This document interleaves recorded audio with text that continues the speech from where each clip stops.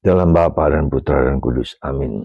Allah Bapa di surga, kami ucap syukur bahwa Engkau mendirikan gereja Katolik sebagai gereja yang Kau tentukan sendiri bagimu dan bagi kami umat manusia. Semoga semakin banyak umat manusia percaya bahwa di dalam gereja Katolik Engkau sendiri yang bekerja, Engkau sendiri yang menyempurnakannya dalam kekurangan kami. Terpujilah namamu kini dan sepanjang masa. Amin.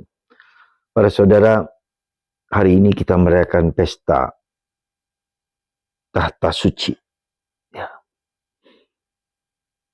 di mana gereja merayakan Petrus sebagai yang ditahtakan, Petrus sebagai yang dimuliakan.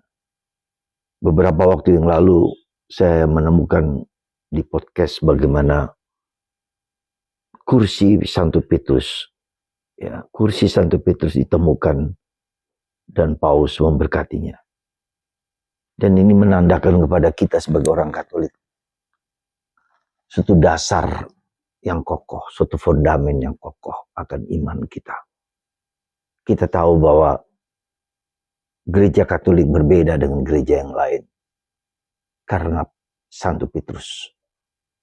Sabda Yesus kepada Petrus sungguh-sungguh luar biasa, ya.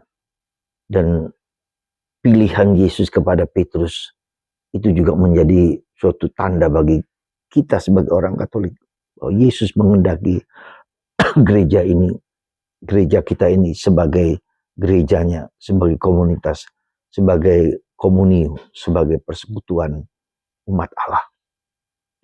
Dasarnya sangat kokoh, ya. Di atas batu karang ini akan kudirikan gerejaku. Tidak ada satu kuasa manapun baik dari neraka yang dapat menghancurkan gereja ini. Dan Petrus diberi kunci kerajaan surga. Apa yang kau lepaskan di dunia akan dilepaskan di surga. Apa yang kau ikat di dunia akan diikat di surga. Salah satu contohnya adalah ketika penampakan Bunda Maria di Lourdes, si gadis kecil itu, Suster Bernadette bertanya, siapakah engkau? Aku yang dikandung tanpa noda. Dogma inilah dogma yang sebelumnya sudah dinyatakan oleh gereja. Sehingga Bunda Maria menerimanya, mengakuinya, menyempurnakannya, dan sungguh-sungguh menyatakan bahwa akulah sang yang dikandung tanpa noda itu. Jadi saudaraku terkasih, ini suatu contoh kecil bagaimana infalibilitas, bagaimana kuasa mengajar gereja yang tanpa salah itu. Sehingga kemudian kita tahu dan kita mengerti bahwa gereja Katolik adalah gereja yang apapun yang dikatakan oleh gereja secara formal, secara resmi, secara sah, ex cathedra, itu merupakan sungguh-sungguh suatu jaminan. Gereja Katolik dimengerti oleh dirinya sendiri dalam Lumen Gentium, ya, terang bangsa-bangsa. Gereja menyebut diri terang bangsa-bangsa, ya, bahwa karya Kristus sebelum Kristus sebelumnya sampai sesudahnya, ya, itu adalah kehadiran Tuhan, karya Tuhan Yesus, di mana gereja diberi rahmat, diberi karunia untuk menjadi tanda terang bagi bangsa-bangsa.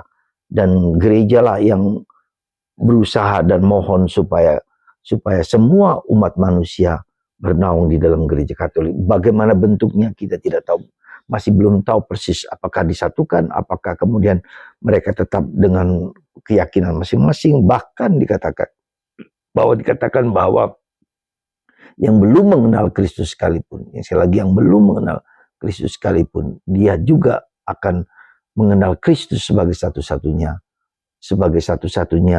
gereja, sebagai satu-satunya keselamatan kepada umat manusia. Kita bisa melihat bagaimana Yesus adalah jalan kebenaran dan kehidupan. Ya, hanya lewat Yesus kita sampai kepada Bapa. Sekali lagi, ini luar biasa bagi gereja Katolik. Sekali lagi, ini luar biasa.